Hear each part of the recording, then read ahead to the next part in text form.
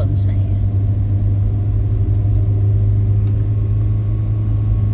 Mengaku terjatuh karena tuntutan. Sebenarnya tuntutan bukan tuntutan yang dari orang lain ya, tuntutan dari dirinya sendiri. Karena melihat kehidupan orang lain, sehingga dia juga akhirnya pengen seperti begitu.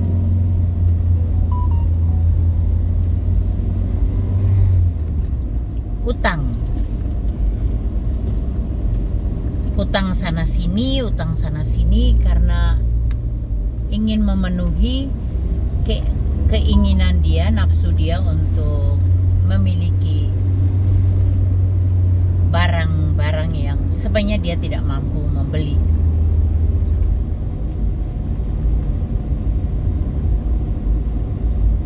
Beli mobil sampai 2, leasing semua. Tiap bulan harus bayar berapa coba? Itu kan nggak logika banget. Belum mampu beli mobil.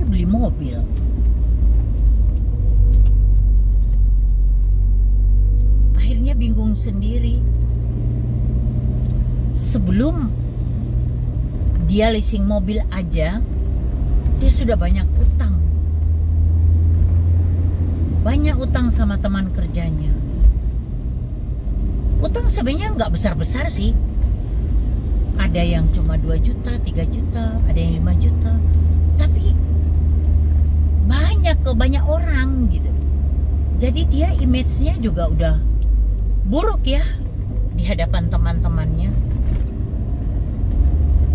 Udah gitu dia nggak pernah berpikir untuk mengembalikan pinjamannya. Belum lagi tuntutan anak-anaknya.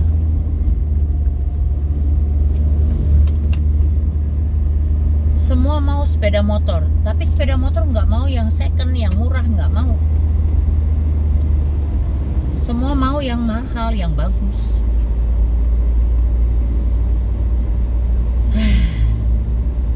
Ada ya orang-orang kayak gitu. Belum lagi yang kebutuhan wanita yang dia ngutang sana ngutang sini.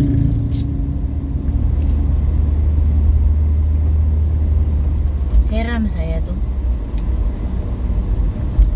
Orang-orang yang nggak bisa manage keuangannya dengan baik, terus jatuh dalam dosa-dosa yang kayak begitu, terus membuat mereka stres sendiri. Ada yang sampai mau bunuh diri segala karena ditagih-tagih terus stres, mau bunuh diri. Goblok.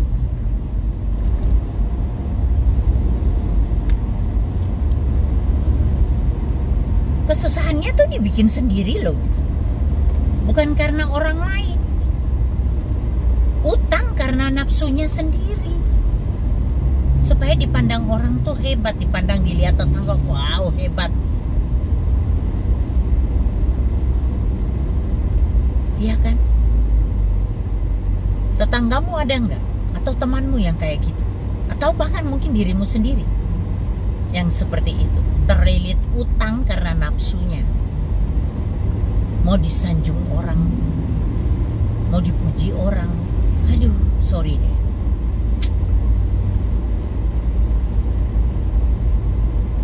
Aneh. Akhirnya susah sendiri kan? Susahnya dibikin sendiri.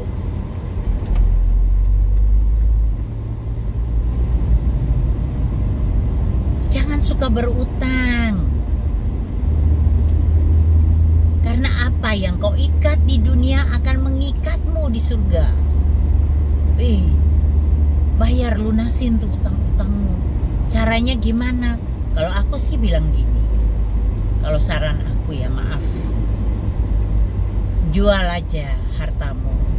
Bayarkan semua utangmu. Hidupmu akan nyaman sekali. Hidup dari nol lagi. Nggak apa-apa, nggak punya kerja yang ulet lagi. Nanti bisa punya. Asal mau kerja sungguh-sungguh.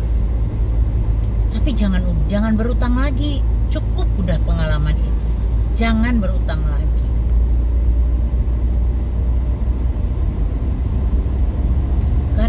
orang yang kamu utangi itu menangis di hadapan Tuhan loh.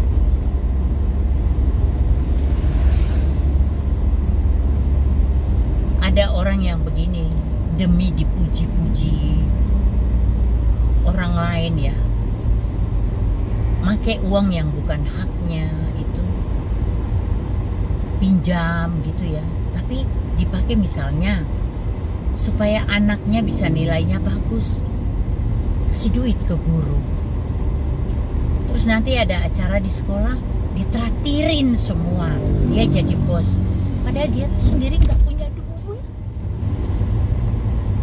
sewa bis dia bayar, makannya anak-anak dia bayar.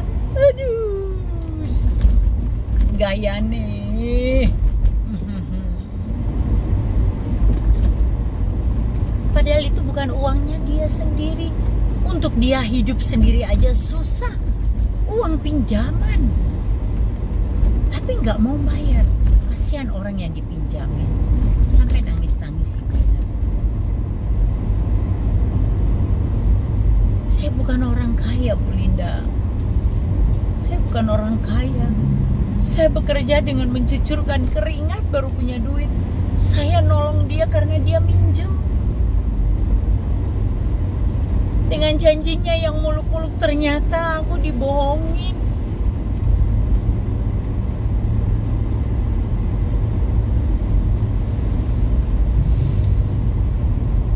Jangan punya utang lah. Punya utang tuh nggak enak, bener loh. Pasti kamu hidupnya nggak enak, satu. Kedua, tidur aja nggak nyenyak. Makan nasi rasanya nalan jarum. Apalagi ditagi-tagi orang terus, nggak nyaman, malu. Belum kalau orang tuh kasar, debt kolektornya kasar, ngamuk-ngamuk di rumah, kapok.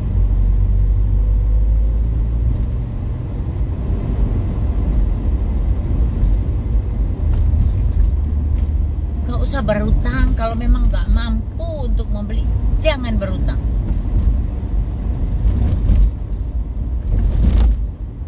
Supaya hidupnya nyaman.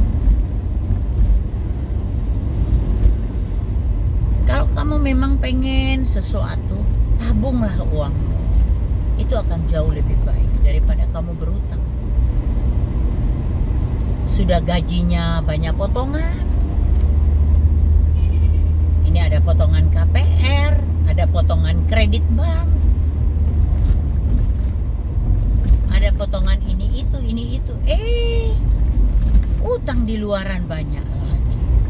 Begitu pulang kantor, sudah ditungguin sama penagih. Apa nyaman? Gak nyaman kan? Hidup itu harus punya prinsip untuk hidup seadanya. Apa berkat yang kamu dapat, mengucap syukur. Kalau memang belum mampu punya motor, nggak usah beli motor, naik angkot. Kalau memang belum mampu beli mobil, punya motor, ya mampu motor, yang naik motor. Kenapa? Yang penting kan tidak berutang. Daripada kamu mau sombong, mau pamer, akhirnya kamu terlilit utang, tagih-tagih orang. Berkat yang sudah Tuhan kasih itu, ucap syukurlah dan cukupkan. Jangan boros.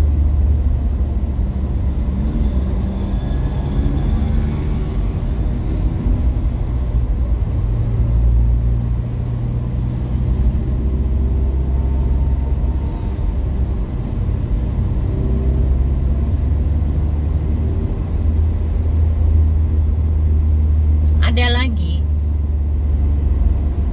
karena nafsu yang kepengen punya ini punya itu,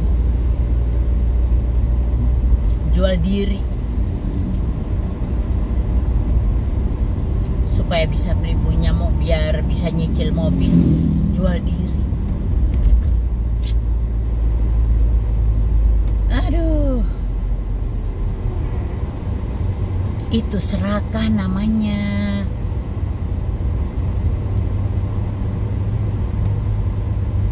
Bukan jatahmu kamu ngambil. Ya akhirnya yang susah kamu sendiri.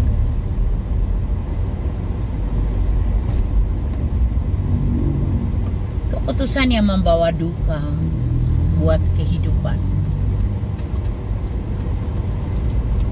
Syukuri apa yang Tuhan berkati, yang Tuhan beri. Ucap syukur dan nikmati. Itu akan jauh lebih nikmat hidupmu, lebih nyaman, lebih tenang. Seperti itu. Cukupkanlah dengan dirimu dengan apa yang Tuhan beri.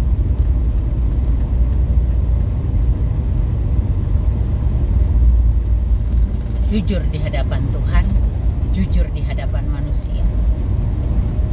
Hidupmu nyaman, bener. Karena Tuhan berkati. Oke. Kita semua tentunya mau diberkati Tuhan ya. Kita semua ambil komitmen untuk jujur di hadapan Tuhan. Terutama ya di hadapan Tuhan. Nomor 2 baru di hadapan manusia. Cukupkan aja apa yang ada pada kita. Jangan ngutang sana ngutang sini. Apalagi sampai melacur, menjual diri. Tubuh kita ini bukan milik kita, milik Tuhan. Terus kita kotorin dengan percabulan begitu. Emang gak dosa? Dosa tahu.